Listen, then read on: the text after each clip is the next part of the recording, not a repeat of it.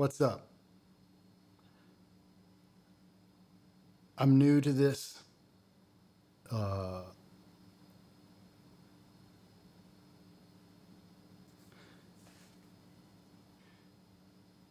if you're not practicing by using your ears, then you're missing a really crucial piece of what it takes to be a well-rounded musician. So there's this metal group that I like called Mors Principium Est. Wait, what? Mors Principium Est. They're super freaking good. So if you haven't heard them, give them a listen. And I recently discovered them. I heard the song "We Are the Sleep," or "We Are the." Everything sounds wrong when I say it out loud. "We Are the Sleep" is the name of the song. It's very fast, very challenging.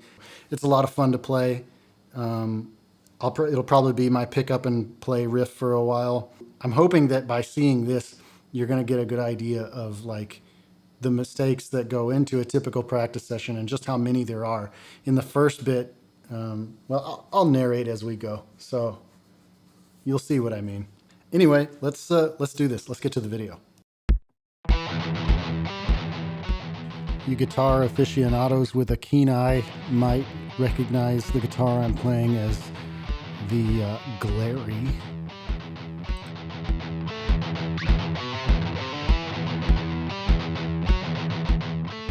If you want to be technical, that is the Glary GTL electric guitar for music lover. SS pickups maple fingerboard with accessories pack guitar bag transparent yellow from Amazon.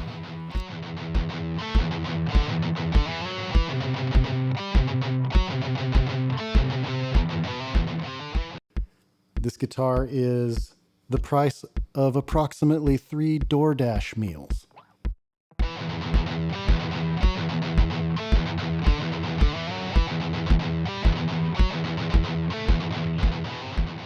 I have a thing for cheap guitars because I am broke. I am a poor, broke, sad man. I have done a few upgrades to it, mostly cosmetic. I've got a string noise reducing poofy thingy around the headstock. That's the technical term for it. It's by Ernie Ball. And the most notable upgrade is probably the Seymour Duncan Hot Rails bridge pickup. That is a $100 pickup, so that elevates the cost of the guitar a little bit, but 100% worth the upgrade. 100%.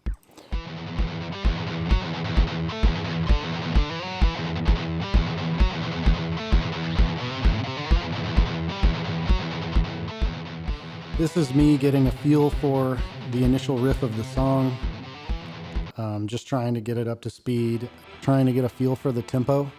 The best way to do this is to get a metronome or any type of like software that you have, even your phone.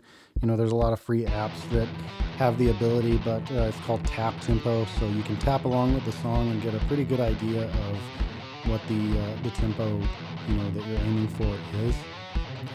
I did not do that because sometimes I decide that I don't want to put forth effort in something, and so I don't.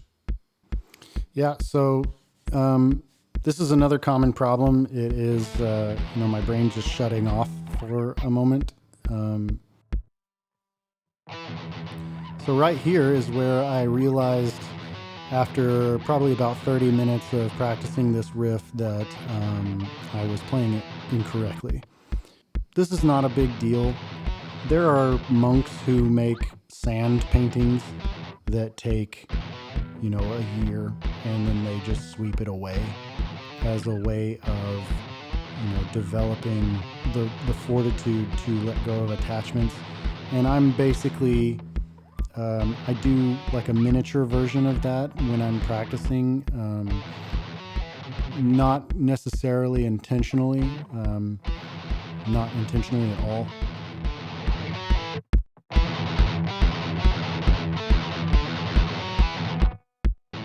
I'm not taking too much time before I up the tempo. Like most things in life, you want to push forward before you are practically ready, as if you were learning to drive. We all know that experience, all of us with licenses. You get in the car, you don't know how to stop yet, but you go. And, the person who is there in the passenger seat guiding you is, afraid and frightened and shouting things, maybe at you, who knows, just shouting. That's all you can remember, is they were just shouting as you, just went through, intersections and onto sidewalks and through bushes. We're all familiar with this experience. This is, if you're on the road and you're driving, you know what I'm talking about.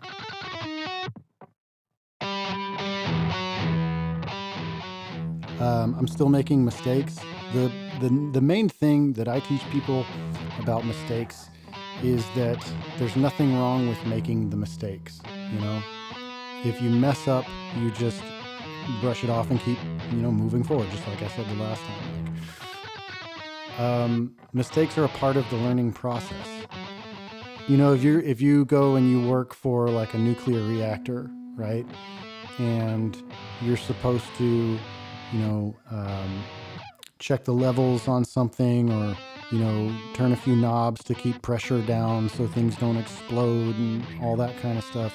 If you miss that, on your first week there, and you forget to do that, and the alarms start going off, and people evacuate the building, and special crews have to come in and take care of the mess that has been created, and you put basically half a city in mortal peril and stuff like that. Like, they're not just going to fire you. They're not just going to tell you, that's unacceptable. It's just a mistake. You learn from it, you do better the next time, and you move forward. And I don't think anyone would fault you for that. They have homeowners insurance, I think. So you just do the best that you can. When you make mistakes, in all seriousness, when you make mistakes, don't sweat it. It's part of the learning process. Embrace the mistakes, because they teach you what you need to work on, right?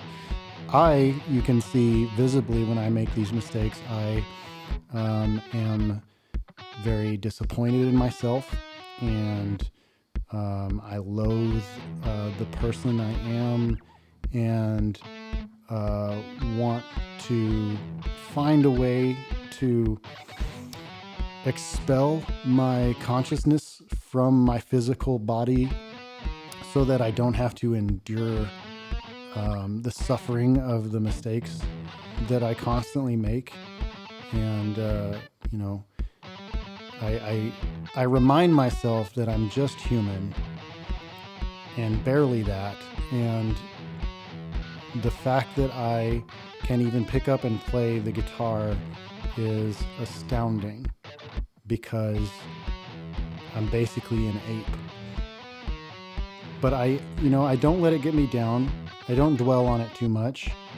I don't think constantly about the failure I am. It doesn't haunt me behind my eyes when I look into the mirror too long. I don't spiral into long, silent, dissociative episodes.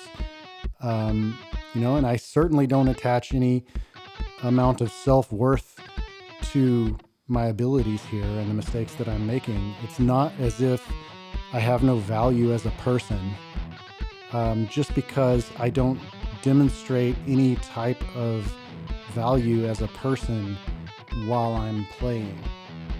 And I just have to keep that in mind. So don't fall victim to the frustration of making these mistakes. Just keep trying to do better and keep a positive attitude. That's all I'm saying.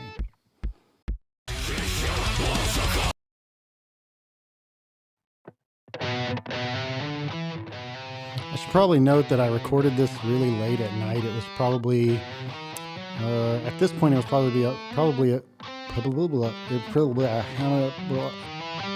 at this point, it was probably about 1 in the morning. And this is after my lessons all day. I was working. So I'm a little exhausted. I also have this problem with my cervical spine that kind of flares up once in a while. It got fractured, and I didn't go to the hospital or anything for it, so it healed up all wrong. And it's basically like my spine's basically like a half-played game of Jenga there.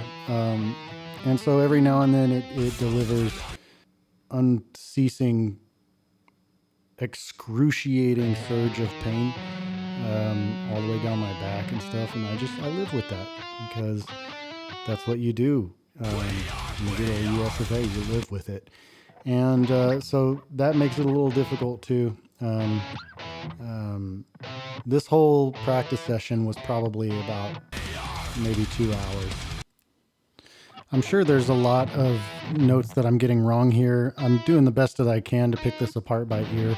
I feel like for sure one of these long runs here is not correct. I'm not trying to be a carbon copy here. I'm not trying to do the song 1-to-1. I just want to, capture the spirit of it and get it mostly, correct and mostly close. The goal is never to be exact. Unless you make that your goal.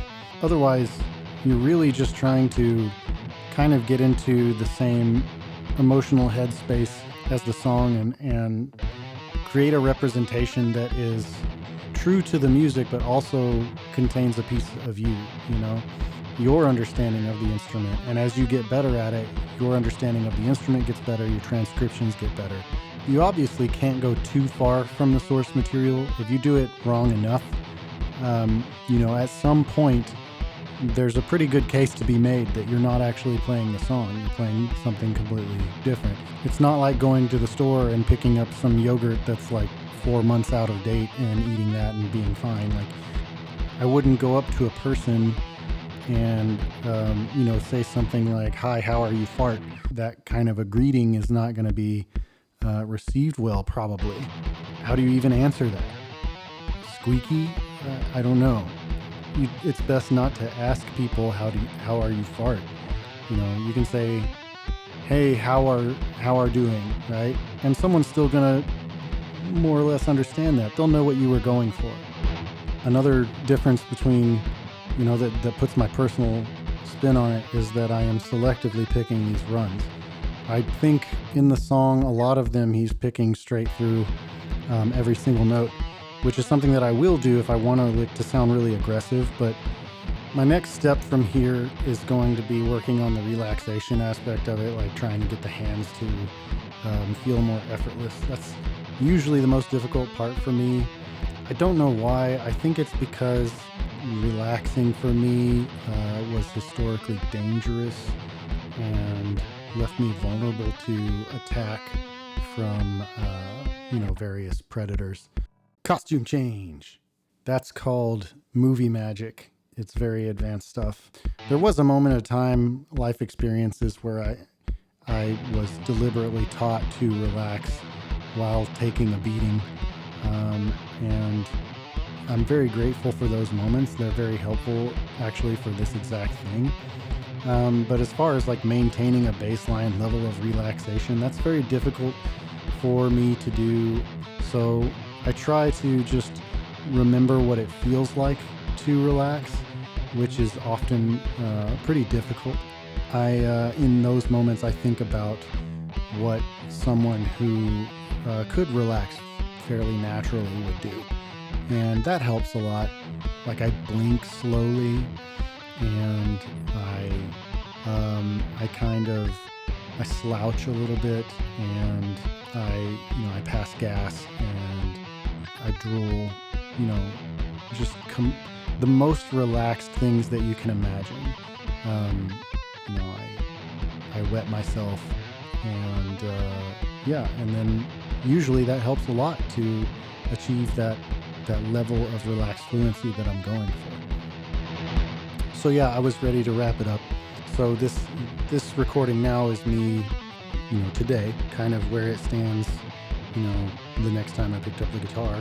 I could keep going with this. I might. I don't know. It's a fun one to play, but I want to try another one and push myself again with something, more challenging and keep moving forward. That's what I, would like everyone who sees this to do too. Just keep moving forward.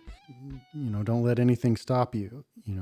If you get hit by a truck, you just get up, dust it off, keep moving forward. If a tornado destroys your home, you pick up your clothes and you keep going. If if you're making a sandwich and you drop the meat on the floor, pick it up, put it back on the sandwich, keep going. Don't let anything stop you. Dislocate a knee, relocate it, keep going. There's always more to do to improve. There's always, ways to get better. There's always ways to feel better about yourself. Yeah. I hope you guys enjoyed this, and I'll see you for the next video.